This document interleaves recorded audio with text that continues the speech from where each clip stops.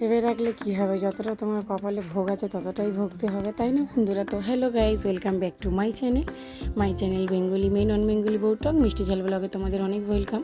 আশা করি তোমরা সবাই খুব ভালো আছো, সুস্থ আছো। আজকের ব্লগটা শুরু করছি একদম সকাল থেকে, দেখতেই পাচ্ছ। আর আজকে হলো রবিবার, আজকে একটা সানডে ব্লগ তোমার সাথে শেয়ার করব। কিন্তু সানডেও ইয়া মানডে আমার সকালের এই এঁটো বাসনটা আমার জন্য থাকেই। তো রাতে কোনো দিনই বাসন মাজা হয় না, ওই জন্য সব দিনই আমার সকালের প্রথম কাজ হচ্ছে বাসি দুয়ারে জল ছিটিয়ে বাসন মাজা। তো আগের দিনে ক্ষীরপুরি এইসব হয়েছিল, ডালপুরি ক্ষীরটি, তো অনেকটাই বেশি বাসন হয়ে গেছিলো। তো দেখতেই পেলে পুরো গামলা ভরে ওভার হয়ে গেছে। তো বাসনগুলো মেজে ধুয়ে রেখে তারপর এখানে বসে গেছি বোতল পরিষ্কার করতে। তো আজ রবিবার, আজকে অত বেশি সকাল সকাল রান্নার ঝামেলা নেই।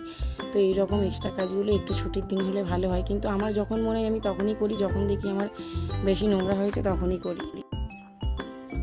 যখন দেখি নোংরা হয়েছে তখনই করি, আমি সত্যি ছুটির দিন দেখি না। তবে আজকে দেখলাম নোংরা হয়েছে, তো ভাবলাম চলো আর ফেলে রাখবো না, কাজটা গুছিয়ে নিই। আর তারপরে অন্য দিন যেমন সকাল 10টা সাড়ে 10টার মধ্যে রান্নার ঝামেলা, সকালে ছোটো ছেলে টিফিনের ঝামেলা থাকে, রবিবার তো সেটা থাকে না। ওই জন্য রবিবার একটু যদি টিফিন করতে দেরিও হয়ে যায়, মানে নাস্তা বানাতে, তো কোনো অসুবিধা নেই, কারণ সবাই একটু রিল্যাক্স করেই খায়। আর তারপর রবিবারটা তো আমি টিফিন বানানো এখন বন্ধই করে দিয়েছি, প্রায় ওই পাউরুটির মধ্যে দিয়েই হয়, মানে পাউরুটি ঘুগনি বা পাউরুটি ডিম টোস্ট এইরকম, মানে অতটা সময় লাগে না। যতটা সময় রুটি মানে লুচি পরোটা করতে সময় লাগে, ততটা তো আর পাউরুটি সেঁকে খেতে সময় লাগে না। ওই জন্য চলো নিশ্চিন্তাকে হাতের কাজগুলো খালি করি, তারপর আমি অন্য কাজে হাত দেবো। তো যেটা বলছি বন্ধু, ভাবিয়া করিও, করিও ভাবিও না, এই কথাটা আমাদের সর্বদা মনে রাখতে হয় বন্ধুরা। করার পর ভেবে কিন্তু কোনো লাভ হয় না, যদি করার আগে ভেবে চিন্তে করি তাহলে কিন্তু অনেক কাজ হয়।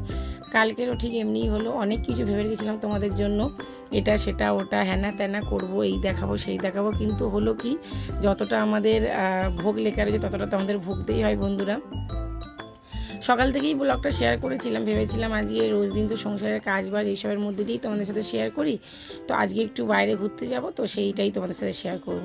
তো হ্যাঁ বন্ধুরা, আগেই জানিয়ে দিই, শুভ রথযাত্রা, কালকে ছিল শুভ রথযাত্রা। তো ওই জন্য কালকে ভেবেছিলাম রাতে রথ দেখতে যাব, তো তোমাদেরকেও সাথে নিয়ে যাব আর তোমাদেরকেও খুব সুন্দর করে রথের মেলা ঘোরাবো। কিন্তু কি বলবো বন্ধুরা, আমাদের এখানে যে রথটা বসে সেটা না খুব একটা ছোটো স্পেসের, মানে ছোটো জায়গার মধ্যে বসে, মানে ছোটো জায়গা বলতে কোনো খোলা মাঠের মধ্যে বসে না, মানে যেই রোড দিয়ে যা গাড়ি যাওয়া আসা করে সেই রোডের একদম মধ্যিখানেই আর কি বসে। আর ওইটা এমন একটা মোড়, ওই মোড়টা থেকে তিন দিকে গাড়ি যায়, যেই মোড়টাতে রথ নামে, মানে জোড়া রথ নামে আমাদের এখানে। তো ওই জোড়া রথেরই মোড়, যেই মোড়টাতে বসে ওই মোড়টাতে 3 দিকের গাড়ি যায়। ওই জন্য এতটাই পরিমাণে ভিড় হয় বলার মতন না বন্ধুরা। আর তারপর কালকে তো আরও বেশি ভিড় হয়েছিল, কারণ আমাদের এই পুরো এলাকা বলতে পারো অনেকগুলো এলাকা মিলিয়ে এই একটাই রথ বসে, ওই জন্য প্রচণ্ড ভিড় হয়। আর কালকে সকালবেলাতেই বৃষ্টিটা হয়ে গেছিলো, ওর জন্য রথে তো বৃষ্টি হওয়া অনিবার্য থাকেই, আর কালকে সকালেই বৃষ্টি হয়ে গেছিলো, ওর জন্য আর সন্ধ্যের পর বৃষ্টি হয়নি, তো ওই জন্য সবাই একদম নিশ্চিন্তে বেরিয়ে পড়েছিল। তো কালকে অনেক কিছু ভেবেছিলাম, কিন্তু সেরকম কিছুই তোমাদের সাথে শেয়ার করতে পারিনি, কারণ গরমে মাথা খারাপ হয়ে যাচ্ছিলো বন্ধুরা। মনে হচ্ছে আমরা হেঁটে যাচ্ছি না, আমাদেরকে পায়ে মানে ঠেলে ঠেলে নিয়ে চলে যাচ্ছে, এরকম একটা ব্যাপার, মানে ঘেমে পুরো একদম মানে চান হয়ে গেছিলাম। তো যতটুকু যা পেরেছি ততটুকু তোমাদের জন্য রেখেছি, অবশ্যই যতটা পেরেছি তোমাদেরকে দেখাতে ততটা তুলে রেখেছি। ওই জন্য সবসময় বলে আগে থেকে না ভাবাই উচিত, কপালে যতটা থাকে ততটাই তো পাবো, বললো আগে থেকে ভাবলে আর কি হবে। তো যাই হোক, ভাবনা চিন্তা থাক বন্ধুরা। এখানে দেখো রাতের যা ছিল সেই সব কিছু নিয়ে বসে পড়েছি। আজ রবিবার, বর গেছে কাজে, ঠিক আছে বন্ধুরা, কারণ আজ রথ পুজো, আর রথ পুজোতে আমাদের অফিস খোলে, মানে 2-4 ঘন্টার জন্য পুজো হয়। ওই জন্য বর আর শ্বশুরমশাই দুজনেই চলে গেছেন, আর এখানে আমি 2 ছেলেকে নিয়ে এই জন্য নাস্তা করতে বসে গেছি। রাতেরই তরকারি, রাতেরই ডালপুরি আর পায়েসও রয়েছে, সাথে একটা করে অমলেট করে ভেজে নিয়েছি। আর কি বলবো বন্ধুরা, বাসি পায়েসটা খেতে এত দুর্দান্ত লাগছিল, আর বাসি পায়েসের সাথে ছিল বাসি ডালপুরি, দুটোরই স্বাদ মানে অতুলনীয় বলতে পারো। তো যাই হোক, নাস্তা টাস্তা করে তারপর আর কিছু রান্নাবান্না শেয়ার করলাম না, কারণ রবিবার মানেই চিকেন ভাত আর কিছু না।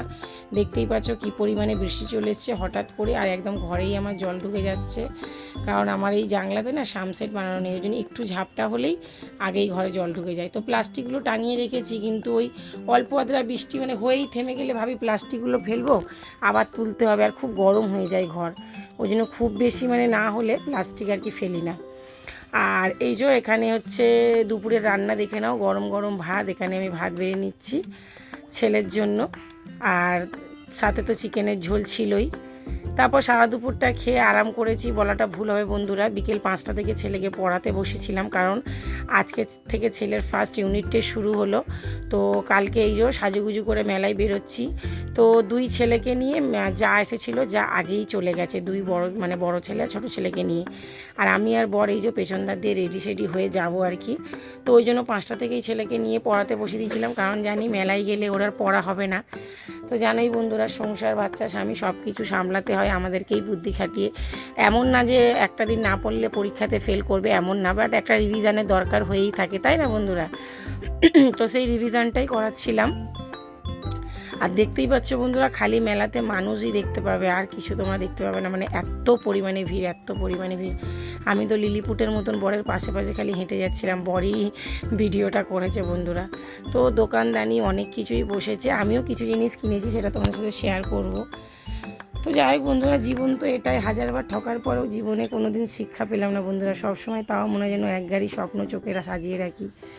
বিয়ে মানে ভালোবাসার দিনগুলো থেকে শুরু করে আজকে বিয়ের পর বিয়ের পর যে বিয়ের পরে সংসার লাইফ, এই যে সমস্ত কিছুর মধ্যে কতবার যে নিজেকে ঠকালাম তার কোনো ঠিক নেই। যে যখনই যেটা ভাবি মন থেকে যে এটা করব ওটা করব, সেটা কোনো দিনই পাই না। তাও যেন ওই মনের লোভটা কোনো দিন মেটে না, যে না, তাও মনে ভাবি আচ্ছা যদি হয়।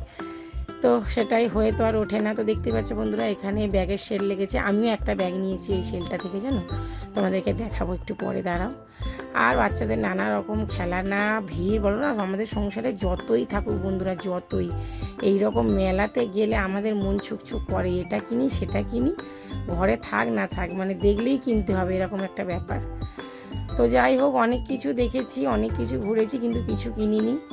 তো এটাই হচ্ছে কথা বন্ধুরা, যে এই দেখো ভিড়েতে দেখতে পাচ্ছ, এখানে মালা কিনে নিচ্ছি, কারণ মালাও দিতে হয় জানোই। মালা কিনে চলে এসেছি এই যে জগন্নাথের কাছে, এখানে মালাটা চড়িয়ে দেবো। এই মালা দিয়ে পুজো দিয়ে এই মালা আর ছেলেদের মানে গলায় দেবো আর কি।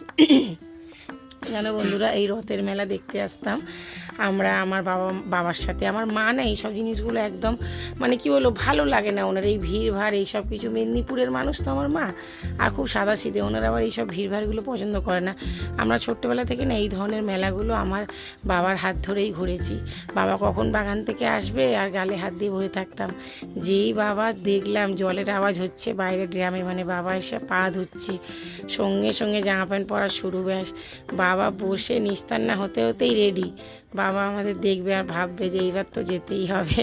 মানে তখন না অত বুঝতাম না যে বাবা এসছে এত গরম থেকে, এত সারাদিন খাটাখাটনি করে বাবাকে একটু রেস্ট নিতে হবে বা কিছু।